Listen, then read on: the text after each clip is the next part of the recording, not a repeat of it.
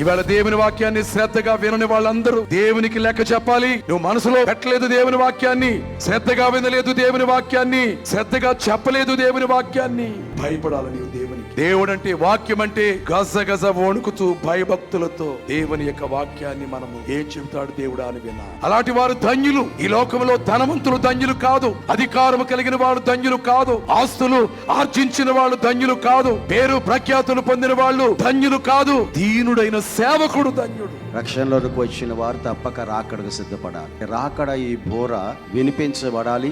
సంఘములన్నీ కూడా ప్రభు రాకడకు సిద్ధపడాలి. ప్రభు వచ్చుచున్న కాలంలో ఉన్నాము.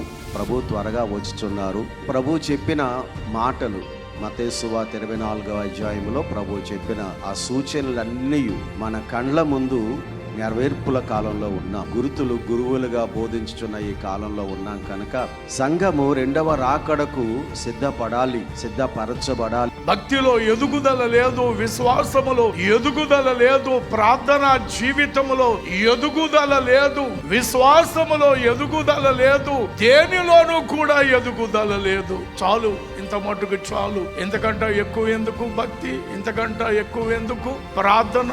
ఇంతకంటే ఎందుకు ఆత్మీయ జీవితం? సరిపోద్ది అని సరిపెట్టుకుని జీవించే క్రైస్తవ జీవితము కలిగిన వారు చెల్లెలుగానే ఉండబడుచున్నారు.